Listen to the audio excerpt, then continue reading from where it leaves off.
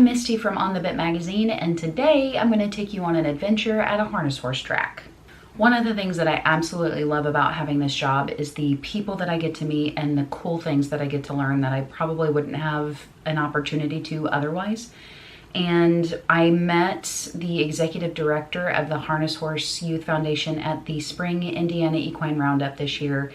And man, I am so glad that I did. She is the sweetest human I have ever met. She's so cute. But don't let that fool you, because she's 5 foot nothing and she is firm. She's a force to be reckoned with. We'll put it that way. Anyway, if you've not had an opportunity to learn about harness horses, that is the one thing that the Harness Horse Youth Foundation does, is they go to various, horse expos and fairs and stuff like that to educate people about harness horse racing. And not only that, but to get youth involved and interested and excited about learning about harness horses.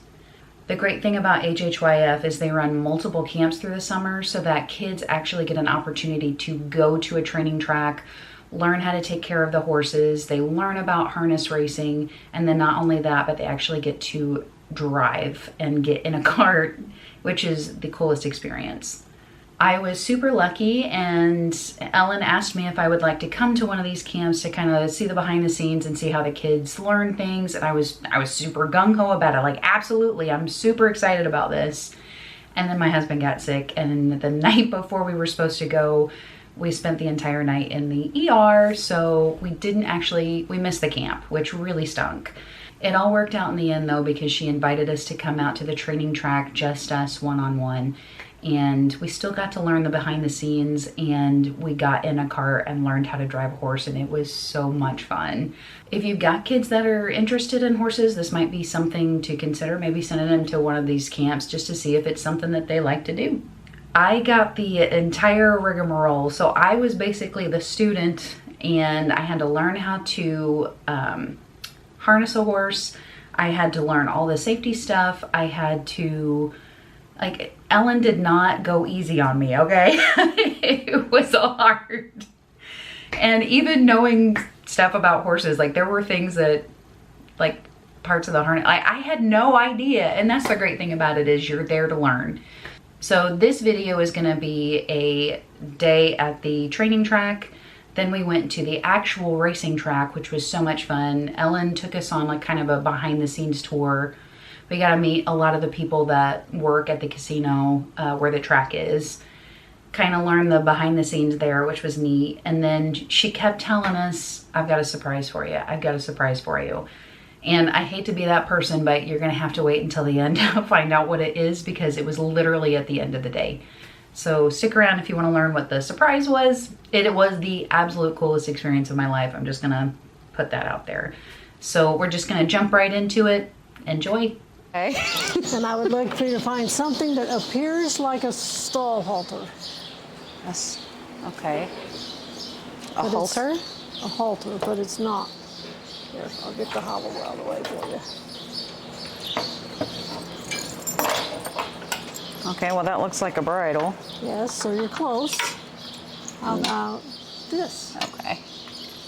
And this is not necessarily the way everybody does it, but I dress front to back because it's easier for a kid to understand. This would be probably in most stables be one of the last things you put on, but we're going to put it on first. Okay. We're going to take it in, and we're going to put it over her ears and slide it underneath her stall halter. This is called a head halter or a race halter. Okay. And the reason we put it on, for two reasons. One is it gives us something to work with besides our stall halter, but the other thing is it helps hold the horse's mouth shut. And while some people think that's cruel, if you ever had to steer a horse who's playing with his mouth, it's extremely difficult. So it's kind of like, not like a flash, but kind of like a flash. Flash. Like the little piece that goes around there. Yes, yes. And there's different kinds. I mean, there's a figure eight, which I'm sure you've seen if you write English. Figure eight. Figure eight. It literally makes an 8 It comes down and Oh crosses. yeah, we don't do all that The fancy two stuff. straps, one strap goes in front of the bit, and the So other kinda like a goes behind crisscross, it. okay. And it literally looks like a figure eight. Okay. Yeah, we don't do all that fancy stuff, I don't think. Okay. Then I would like for you to go get her Buxton, which is a breast collar. If you think about a set of harness, it can go 4 different ways. It can, when you hitch, it can fall down, it can blow That's the up, bridle. it can go sideways, up, down, forward, and backward. They all look, it all looks exactly the same. This? Yes, yeah, I know. Oh yeah, see, I was looking for leather. Yeah, that would have been too easy to tell you. The nylon straps. All right. This is a Buxton breast Okay. collar because Bob. And it's called a Buxton because the gentleman named Dick Buxton invented it. Okay. And when you see it has a lot of little snappy things, well, it's going to hold the harness from going too far back. Okay. Because I told you up, down, forward, backward. And we're going to, by process of elimination, know that this goes over the neck. Right. Because the D-ring goes through underneath Between the it. legs. Yes. So we're going Okay. to come in. And just because some people have been really asking, and I wonder why, we always work from the left side. I guess it must be a new Equestrian thing. thing. It must be a fad because, All breeds do it. Yeah. yeah, but not all breeds, because we got a lot of questions about it at Briarfest. Really? That surprises me. Yeah, me too. I've never seen that. You do everything from the left. You lead All from the right, so left. You we're mount on the going to- left. Yeah. All right, that just hangs for the Okay. time being. Then we're going to come back to her harness. Okay. And we're going to find her bridle, take it off. Just take it completely off. Oh, this? Yeah. just Or back here? There, back there. And then we will just lay it right here for now. Okay. Like, that's the one part that I do know. And then we're going to take, because it'll make more sense when we get it off. Okay. And because you're taller, would you please get that off? This? All right. A lot of people are like, well, how do we know front from back? Well, we know front from back because this is a crooper. Okay. And it rhymes with pooper. Under- and it goes under her tail. This is the girth. And it goes under her tummy, also Right. called a belly band. This is a saddle pad, and it happens to be blue because HHYF colors are blue and white, but it can be anything. Okay. But it's just for protection. Then these are her lines, not reins. Not reins. And we'll go for the rest of it here in a minute. So we're going to come in. That looks like a lot. We're going to lay it up over her back, gently, not throwing it. I'm just And You're such a good girl. there we go. We're going to pull it back to her point of her hips.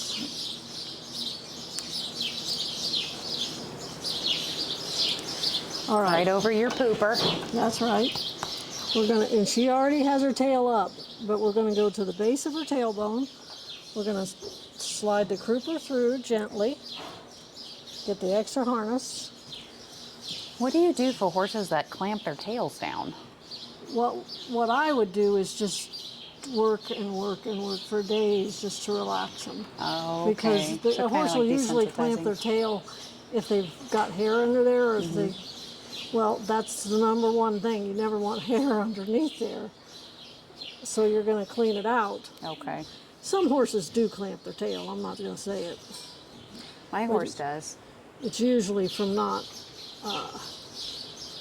paying attention for a racehorse because they're so used to it. Yeah. Okay, notice I never let go of the crooper strap, Okay.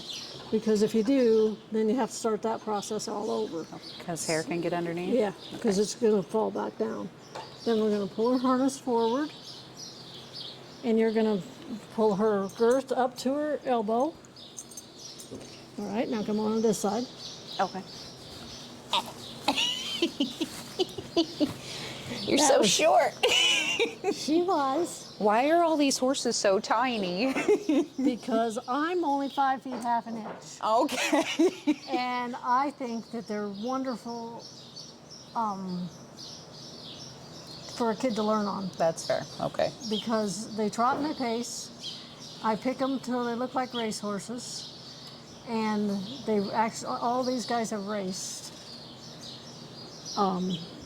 And because they're cute, that's why. I mean, it's true. All right, this, you notice there's 2 different straps. There's the inside girth, which is what we're gonna buckle loosely for now. Okay. Then there's the outside girth. This is a safety. It doesn't have to be buckled as tightly, but it's just so it's buckled. I mean, you don't want it flopping.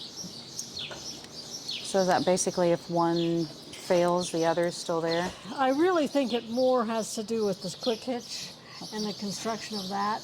But yes, it absolutely is a safety in case one fails, or if you got to get the harness off quickly, it's easier to unbuckle this one first. Okay. Then you're going to take your buckskin strap. And on a big horse, you would fasten it right to there. Okay. These guys, I think it pulls more evenly and less stressful on the horse if we snap it on that D-ring. Okay. But as you notice, there's multiple D-rings we Right. could, but that's what my preference is. Kind of looks like a surcingle almost. Yes, it does. Exactly. Then we're going to take her underneath snap, and there's a D-ring right here. Can you see it? Yeah. Snap, always keeping your snap, the needle of your snap out so it doesn't rub or come undone. Then we're going to come over here. There's a lot. We're going to fasten that. All right. Now, because I like, Bob, you're fired. Give me a comb.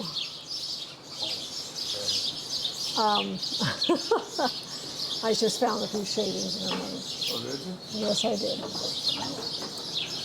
Their manes are so thick. Say what? Their manes are so thick. Hers is, for sure. I don't care. Whatever it is, a brush, something. Yeah, I got a brush. Take everything off. That's right. That's right.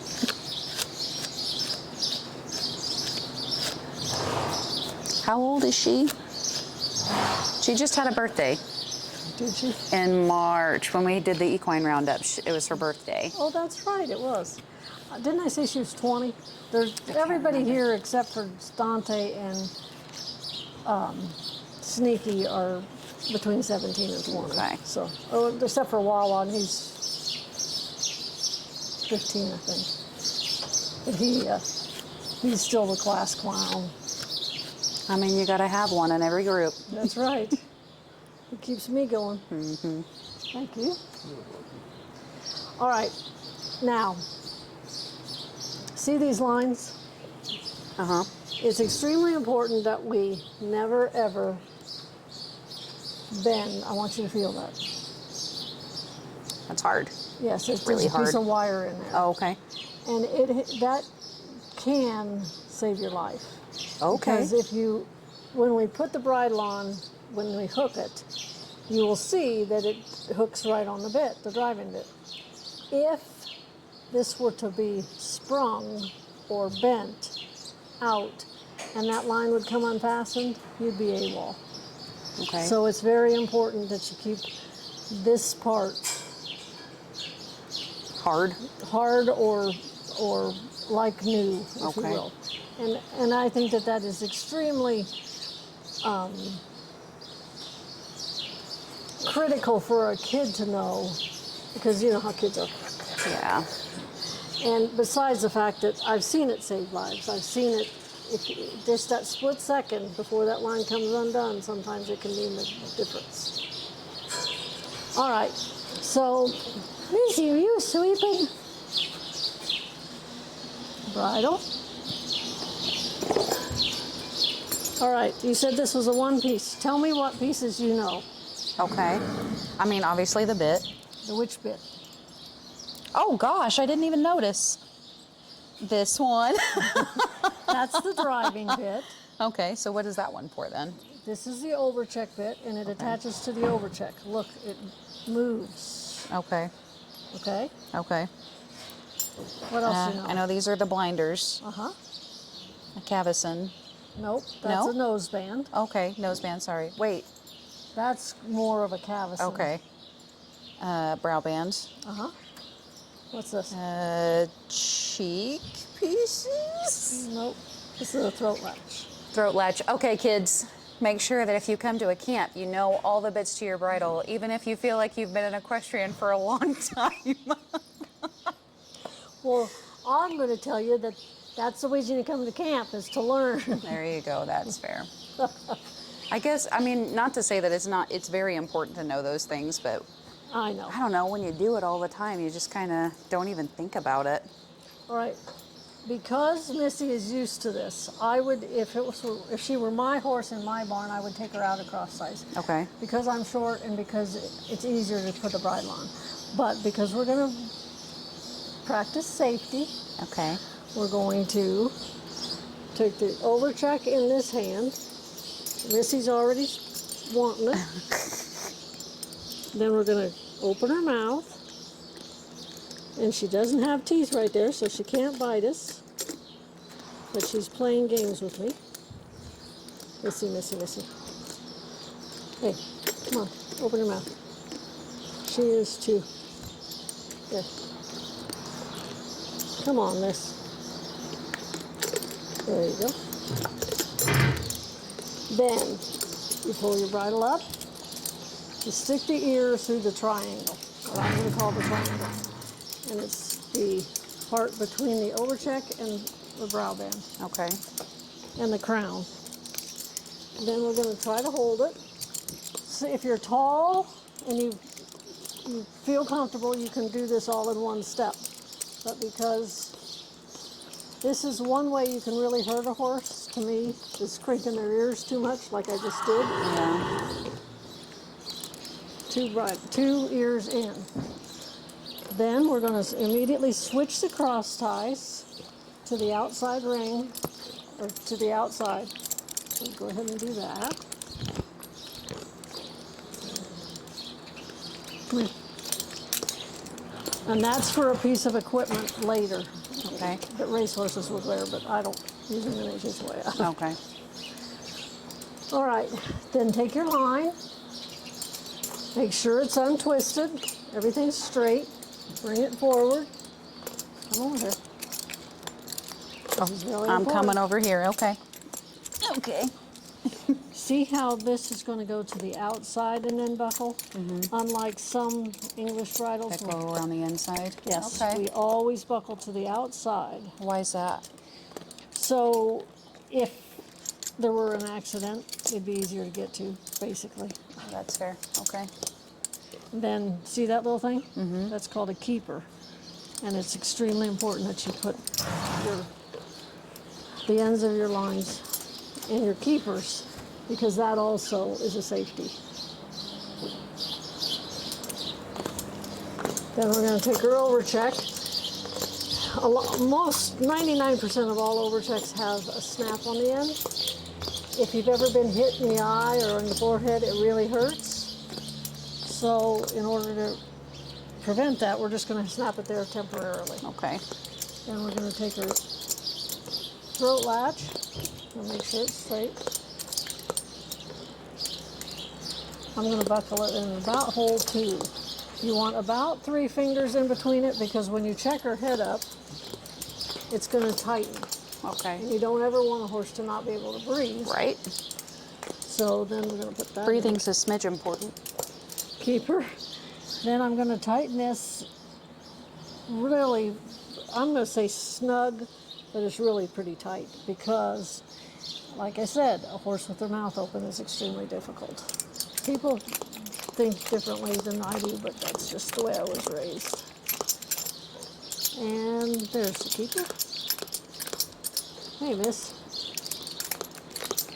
Okay, I'd like for you to fasten this line. Okay. This one? Nope, the line, like the rein. to the outside. Sorry, I feel like it's twisted. Yep, you're just going to make sure it's straight. Bob, you want to run to the trailer and get 2 vests and 2 helmets? Outside. 2 vests and 2 helmets?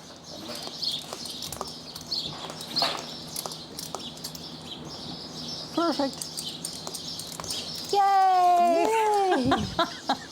The notice that the nose band is underneath the overcheck because I was raised to believe that you want this as fluid as possible. Okay. And it can move, but not, and there are varying degrees of severity of overcheck and driving bits, obviously. Okay.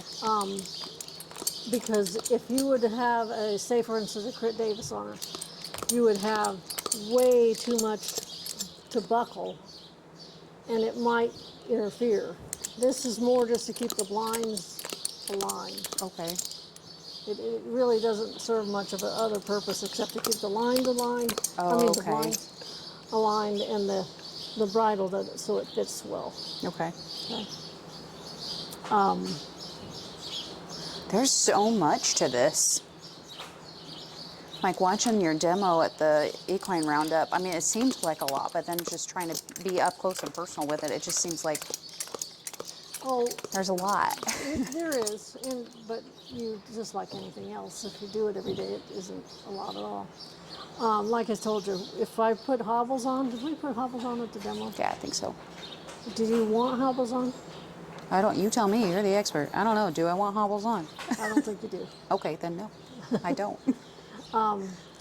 The reason I say that is because we're going to give them the day to just relax. This is no work day, Okay. and if you don't mind. No, whatever you think is best. Okay, so what's this piece called? Oh gosh, the overcheck. Correct. What's this called? The metal piece right here? The bit? Uh-huh. The driving bit? Uh-huh. What's that called? The overcheck bit? What's this called? The line. Yes. Not rein. What is this? Breast collar? Yep. Okay. What's this? Pooper. Yep. Crouper. Crooper. That's right. All right. I didn't tell you about 2 things. Okay. This little round thing holds the lines. Okay. It could be called a line holder, but it's more specifically called a terret. T-E-R-R-E-T-T. Okay. T-E-R-R-E-T. And then this is a water hook. And the reason that's called a water hook is because a long time ago when horses worked in the field, they would carry their water for the day, and they would have a big 2 buckets on either side with a rope and carry water off of that. So it's called a water hook. What's this called? I don't think I told you. I don't think you did. All I keep thinking in my mind is D-ring. This is a D-ring. Okay. That's a D-ring. But this is a quick hitch Oh, coupler. this thing. Okay. And you see how it's on a spring? This is what the jog cart's going to hitch to. Okay. What's this? The girth? Yep. And let's tighten it one more hole. That seems like a pain in the neck to do with both of them snapped. It is. And if we would, I just was doing it to be nice to Missy.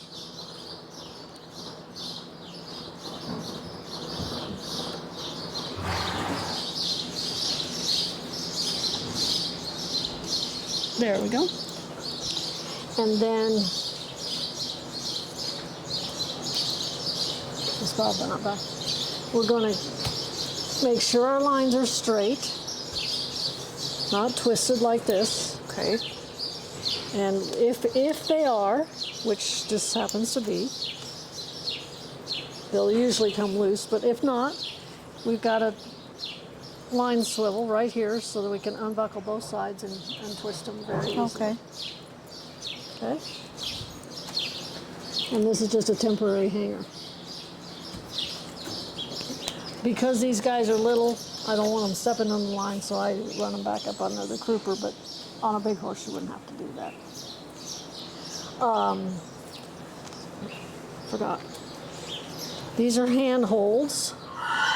Okay. Very important piece because say it was raining. These lines are beta. They'll get slick. You could very easily lose a line, and that would be awful. But the other thing is when you take a hold of a line, put your 3 fingers in, 1 finger over, and your thumb. Okay. And this is the only point of contact you have with that horse, right? Because it's through the driving bit. Okay. Great horses, you can literally just squeeze the line and they'll feel it. And know to go on or come back or whatever you want them to do. Okay. Now, I'm not saying they're all like that, but I've seen horses that are like that.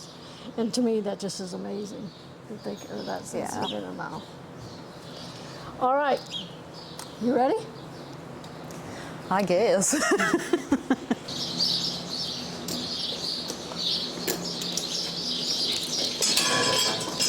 Yeah. Did you not have those? Come on, Miss. The harness I had was like 100 years old. Oh no. Come on, Missy. Come on. Come on. When you lead a horse out, you got to be very careful that you lead them out straight because they can't see behind them. Bob is going to hitch what I call the smart side. That's the dumb side because it has the lines. This side has the lines. That's the reason it's a smart side. Okay. That side doesn't. The other thing, oops, he just switched. That's okay. But when he does it, he's going to bring those shafts up way high above her bum and he's going to speak to her. He's going to let her know that she's there. And you're going to take your lines out from under. You're going to let the dumb side go in first. And that's just a joke. That's not. And if you don't hear that click, then your horse is not hitched. That's extremely important. Okay? Yeah, I'm fine. Okay. I think you need to get in first. Oh, okay. How do I get in? I will do a quick demonstration. Okay. No, seriously. I am have your the- butt to the side because what you got to do is swing your legs over. You can't have one leg in, one leg out because if the horse ever even walked off a little bit, you have one leg there and one leg here, and you're Okay. in trouble. All right. I pull out my Take pants. your time. I have her, so there's no. I am just gonna say I am the least flexible person in the world. So I will do my absolute best. Well, Not a show her contest, the, but show the her big thing, the, like I said, is swing. You know, hang on show her to the it, whatever. safety strap. Yeah, hold the Oh, safety strap here. That makes it a little easier. Yeah. And then just- swing your legs over. Lord help me. But you had both legs over at the same time, which that's the key to it. Okay. So you did fine, so you don't have to be. So hold on to this, Yeah, I'm hold on assuming. to the Yeah, strap okay. until we get to the All track. right.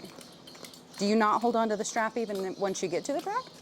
No, you're gonna hold on. Either that, or we're gonna let you hold the lines a little bit, but I'll hold them with you. Okay. So that you don't feel like you're doing it all by yourself.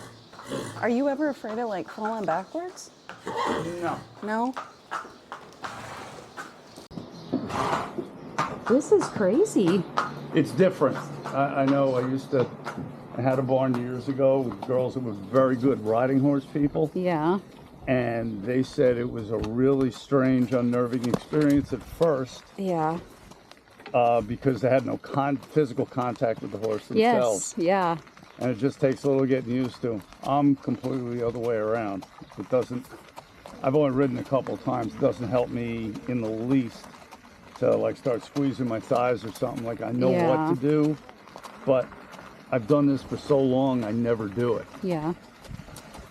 So I, I'm just going to get her started in a little bit, and Let her then warm up. you can take the lines for a little bit, but I'll hold them with you Okay. so that you're not just doing it yourself or what do I do now?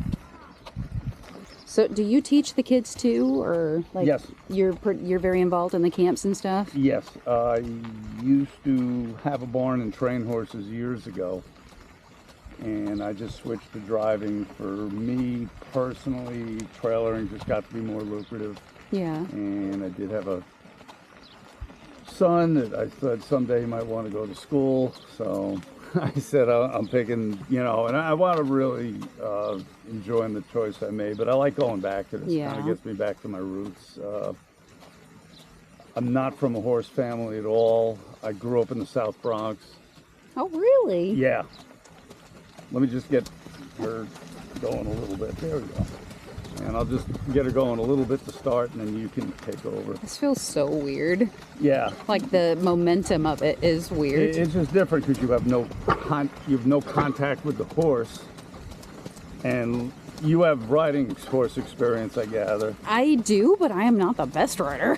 Hey, you don't have to be the best. The whole thing is you learn a whole different set of you're on the horse, you squeeze the thighs, or Right. you kind of like, pull to one side in order to get the horse to turn to the right or left. Everything's done with the lines. Okay. And they're lines, not reins. And if you don't remember that, Ellen will be happy to remind you. They don't run, they either trot or pace. And it's just a whole different set of things you have to know. It's not a right or wrong, it's just for a different purpose. Okay. I feel like the biggest thing with this is like trying to find your balance in the seat, because like when she starts to trot, it kind of pushes you back a little bit. Yep. Yep. And like you can feel the bounce of it, but you can't, like there's no, it's almost like trying to do a sitting trot. Yes. But you have no thighs. No, exactly. It's weird. Exactly. It's No, so weird. It's very, like I said, I had a couple girls in the barn years ago who were very good, very experienced riders who showed horses and won ribbons and, could do some, one was really into gymkhana quite a bit. Yeah. And they said doing this was just really strange. It is very strange. I feel like the biggest thing with this is you almost like keeping your balance in the seat so you don't It's use their actually mouth easier when to you hold take on the to. lines a little bit. Okay. And we'll do it shortly. Although you won't be able to hold your... I know that. Okay, so I'll try not to. No. Oh, okay. Hold the strap. I'm saying your stick here in your left Oh, hand. You're not going to be able to hold the lines and the stick at the same okay. time. That's so, all right. We'll figure it out. Yeah. Just get her kind of... I mean, she's very relaxed. She's super cool. So She seems like she's a very good girl. she is. She is. Do you like teaching the kids? Yes, I do. Yeah. I enjoy it, because my first experience with horses was cutting school and going to the track. Yeah. And then I went to the thoroughbreds for a while, and I almost got a job with a big stable at Aqueduct years ago. It just didn't work out for P.G. Johnson, who was one of the lead trainers there, but when I went, he just didn't need help at the time. And I think shortly after that, I had a friend of mine who said, let's take a bus to Yonkers Raceway. My dad wants to bet a horse. There's no OTV at the time, no simulcast, so you had to go to the track and do it. And I said, yeah, sure. And when I saw it for the first time, I loved it because there were people my size who were active on the track with the horses, where personally by the time I was 10 or 11, I was too big to ever be a jockey. Yeah. Yeah, you're a pretty tall dude. Yeah, and I was at 13, so, even before then, it was like that was never going to be something. That doesn't mean I couldn't have trained, but especially back then, harness racing didn't involve as an expensive investment, and there were more job openings for people that just wanted to do it. You had more people that did it, not, I wouldn't say as a hobby, but didn't have like as large a string. There were more opportunities. Yeah. So I said, hey, this is great. And I managed to graduate high school by actually attending some classes. Yeah. And I just decided, I'd taken some AP classes. I did good on my SATs, but I said, I'll try it for a year. If I like it, I'll see, and if not, my scores were all good for a year. So I kind of had a year to make up my mind, and that was more years than I care to count now. And it's just the different colors on the track. You're fine. Oh, she doesn't like the different colors on the track. She just isn't used to it. It's usually not this way, but it actually got worked up The owner of the farm went over it with a screen and a harrow Yeah. and flattened it out this morning. It was muddy, and I mean, you're in your jeans and everything, but Yeah. you would have gotten mud on you, sure. I'm used to being muddy around horses. Yeah, most of us are. That's why I didn't really. And then I saw that, you know, you're wearing your jeans anyway, Oh, and yeah. you got the vest, so I didn't think that was a big deal. Yeah, I'm not worried about getting Yeah. dirty.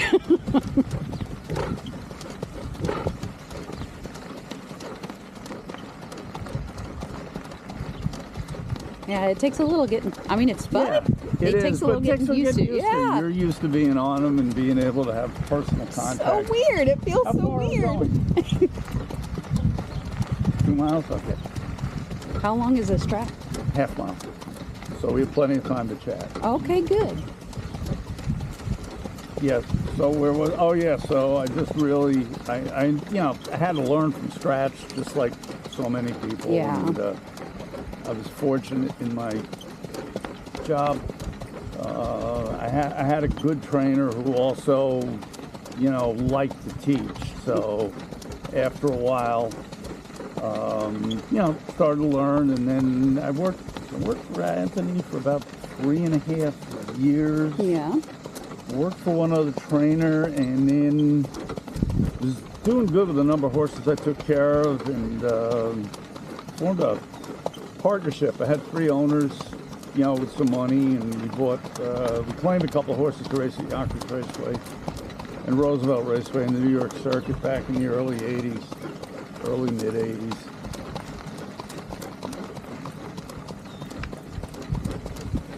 And I had some good horses for a while, but for the most part, just wasn't racing for enough money to make, like, Yeah. you know, comfortable enough living. It's a little bit different today with slots and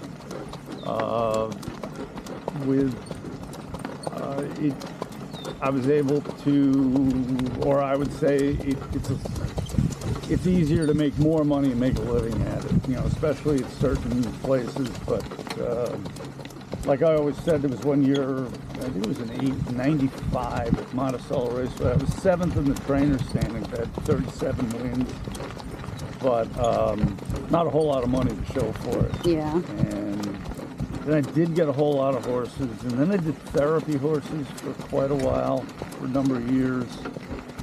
And I was getting some better horses, but 9/11 kind of messed everything up for me. And yeah, that's when New York was going to try slots at all the tracks. It was starting to be successful in the 90s in Canada, Delaware.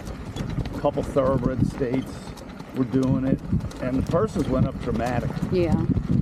But you also needed better horses. And I kind of knew I'd be out of the loop a little bit. And in the meantime, I was at a farm and I was doing the therapy horses, and I was transporting for other people. And I was just doing the math, and I was just making more that way at the time. Yeah. And I tried doing both for a while. It just really wasn't possible. Yeah, that sounds like a lot. Yeah, it is. I mean, even with good help, and I had great help. Yeah. I had great help. It's a lot to be hundreds of miles away, and then eventually I was going to Florida all the time, thousands of miles away. Yeah. And it's really hard to concentrate on both. You know, you're kind of into one or the other, and you kind of don't. So it's hard to concentrate on both and be good at both at the same time. You sort of got to focus on one or the other. So Yeah. I focused with trucking, and at the time there were a lot fewer truck and trailers than you see on the road today. And even to this day, I'm still in demand. I have some calls to return later. Oh, and that's whatnot. good. Yeah. So, you know, I stay at it. Now, even with the truck, and I have like 3 people that work for me during my busy season, going down to Florida or the Carolinas. Mm-hmm. And I've got people that affords me the chance to be able to do this, you know, in the summer. Like I said, teach the business. It's always important for the kids to start to learn this, because eventually the older generation isn't as interested in either doing it, because it is a physically demanding job. And They probably want to retire. yeah, and then when you retire, now some really successful in their retirement is playing with the ponies. But for a lot, it's not, especially if you have physical, problems after a while. That really gets difficult, and you don't go to the races as much. You always need a new generation. I mean, they talk about it in all sports. You know, it could be baseball, it could be football. What's appealing to the kids? And try and do things that make it appealing. So, and some of them have. Some of them have come right from this camp, and then they've started off successful careers. Ellen can tell you about that. One of the graduates of the camps they run here was a trainer of the winner of the Meadowlands Pace last Saturday. Oh, wow. And the race was worth $659,000. Wow. Yeah. Yeah, we've had other kids that have, been in the top 10 in trainer standings.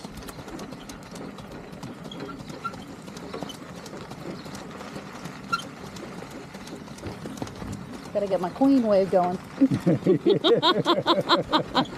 A twist of the wrist. Yeah. Or wait, what is it more like? I think it's back and forth with the wrist. Like, that's what Queen Elizabeth always did. Yeah. I know. I went to England last year. Oh, you did? Yeah. I got a stepson that lives out there. Oh, wow. Went and visited for a couple of weeks. We'd like to go someday. Yeah. Yeah. I'm going to go to Canada next month. And the camps will be done. There's some big races there. Yeah. Have you ever been to the Calgary Stampede? No. No. Nope. I've been to Wyoming, and they had nothing like the Calgary Stampede. I know that, but it was a big event, and it happened to. My first vacation I took when I was 19. Okay.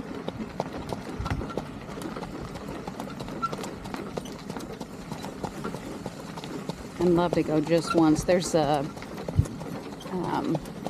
it's the Indigenous people. It's like a relay race. Yeah. Yeah. Have you seen that? No. Oh my gosh, it looks super intense. They ride bareback and they'll jump off one horse and then jump on the next and just keep Really? going. It's crazy. Wow. I'm like, you have to be fearless and a good rider. Yes. And they all are. Yeah, they have to be. Yeah. I'm like, man, if I could ride like that, I would die. I can't imagine. So I know the is it called a sulky? This You guys is the call it a jog cart. sulky? Yeah, the race bikes. We have one outside are called race sulkies. Yes. Okay. So This is just a jogging or an exercise cart. it seems crazy to me that the way the jockeys play, kind of, and going way faster than this. Like, this is nice. Yeah. Yeah, but when they go faster, to be honest, like when you're in the sulky, it's more comfortable when you're going fast. Really? Yeah. Sorry, we're not going to demonstrate that No, today, but you I have am to take my word okay. for it. I'm okay with that. Yeah. Like Said, I this. don't know how we can do it where you can take the lines for a minute without you dropping your... Well, I mean, I can. I don't know how this will work. I mean, I can hand you a line. Okay. I can do that. Do All I- no, here, I'll show you. Just Two middle two fingers. middle fingers Okay. through the loop.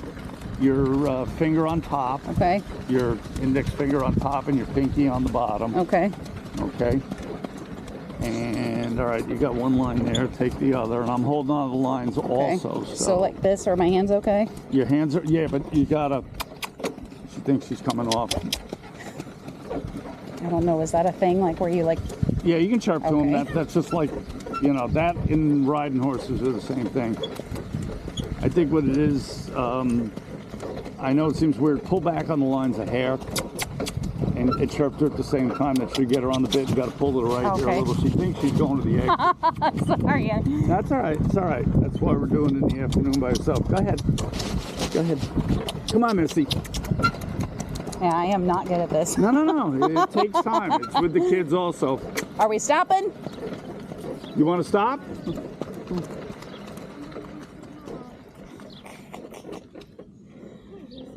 I'm not a good driver. No, you were fine. You were fine.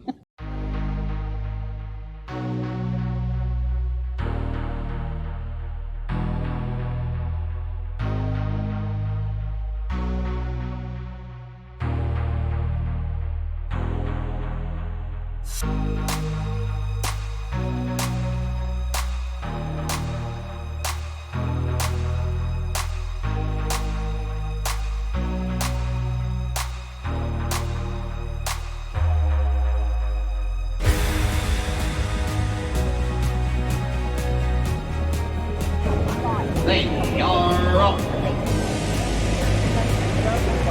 Good beginning for Knights Templar. The inside Rocky like defeated and joining from the outside Town On time its way for the minute general idea. Next is Backstreet Gambler. 7th Mustang Beach, 8th is 700. The field moving on through the turn, and Town Gossip takes over. Town Gossip now in front. Rocky like defeated back to second, and then racing third Knights Templar as they post an opening quarter of 26 and 3. Following Knights Templar is On Time 10. On the length and a half to General Idea, then racing 6th. Backstreet Gambler, Mustang Beach is 7th, and 700 is the trailer. Town Gossip is 2 lengths in front. As they move up the backstretch, Rocky like defeated is second, a similar margin. And then third Knights Templar. On Time 10 is 4th. And then comes General Idea. They hit the half in 55 seconds. And then moving on to the second turn, Town Gossip with the lead. Rocky like defeated is second. And then Knights Templar, 2 lengths back to On Time 10, who is 4th. Moving next is Backstreet Gambler and General Idea to the inside of that. Then comes Mustang Beach, and 700 is the trailer. They're coming to the top of the stretch. Town Gossip, the one to catch. As they come to 3/4. 3/4 on the board is 123 and 2. Going off stride on the turn is General Idea, but it is Town Gossip now confronted by On Time 10. Rocky like Davida trying to come through at the inside. And to the outside is Mustang Beach. Here comes On Time 10 to take the lead. Mustang Beach is firing a big finish. Mustang Beach coming on, and Mustang Beach wins. Rocky like Davida was second, then On Time 10, and Backstreet Gambler 150 and 3. So we're gonna pause for just a second right here because I never actually say what the surprise is. The surprise was that Ellen had arranged for us to ride in the truck that has the folding arms. So if you're familiar with thoroughbred racing, you know you got the starting gate, so the horses go into the gate and then the doors open, they shoot out. Well, when the horse is attached to a cart, they can't do that. They can't get into a chute. So they have this really cool truck that it drives out onto the track. It's got expandable arms or extendable arms that come out, and then literally all of the drivers race up to it. And once they hit the starting point, the truck like drives off really fast and then the race starts. But then the guy inside the truck is also a judge. So they follow the horses around the track, which is so cool. And that's what we got to do. We got to ride in the truck. So, I mean, just being able to see all of those horses come up to the gate, and I mean, I can't even describe it. I mean, you're going to see it in the video, but it does not even do it justice. Like, there was a nice little fountain in the middle of the track, and the sun was starting to set. So, like, we're watching all of these racing carts going by, and the water was like, the sun was glinting off the water. It was so cool. And if you ever get an opportunity to do that, do it. But here's my experience riding in the truck, and super huge thank you to Ellen, because I'm still excited about it. It's months later and I'm still excited about talking about it because it was the ultimate experience of my life. So yeah, I hope you can kind of get a little bit of the excitement that I was feeling and kind of see a little bit about how it was. But until you're in the truck and you're actually in the moment, there is no video that is ever going to do that justice. So thank you so much to Ellen and Bob. And my husband and I both just really enjoyed the day, and we had so much fun. I learned so much. And absolutely, if you've got kids, send them to one of these camps because it is super cool. Also, if you're interested and you're just kind of happening on this video by chance, I do have an article that I wrote in our fall issue. It looks like this. That's available in digital and print form on our website on thebitmagazine.com. And the digital actually has extra bonus content with clickable links, shopping links, video links, blog links, social media, all the things. So you can only get that in the digital version, but the print and digital version are both available now on our website. So go grab your copy today. There you go. Oh my goodness. Okay. Oh Lord, this is a tight squeeze. You can make it. I can do it. There you go. Thank you. Well, thank you so much. I'm like barely on. Okay, so they told us how this works, but I'm kind of scared. You should be. Because you're driving, right? I do the gas and the wings with the horses are behind us. Are you guys okay being on YouTube? Okay, I'll keep it this way. This is crazy. You guys having fun? Yes. Right. But it's so weird that I can't get over the fact that you're driving, but she's steering. Oh my goodness! Do you ever get scared? No. No? Okay. Well, not yet. Do you guys have people ride with you often? Sometimes. Sometimes. You never know. Some nights we get a bunch, other nights no. But it's fun. You've never done it. Yeah. How long have you been doing this? 45 years. Yeah. So this is old hat for you, yeah? Yeah. You guys, even if it's raining, Oh yeah. you still race? The only thing that stops us is lightning. Yeah.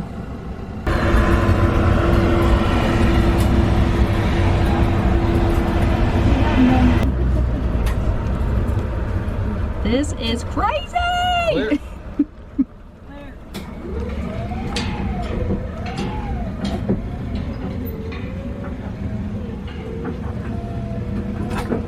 Okay.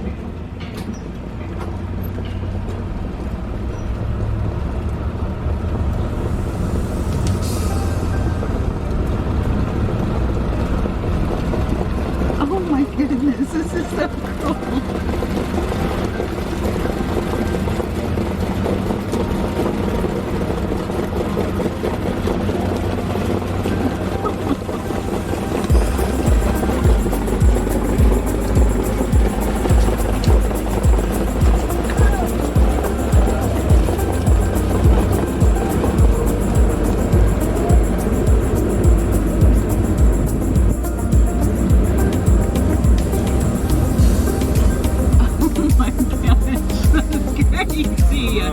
Oh my gosh, yes.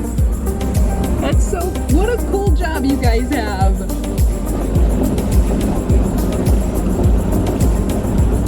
That is so terrifying. Oh my gosh.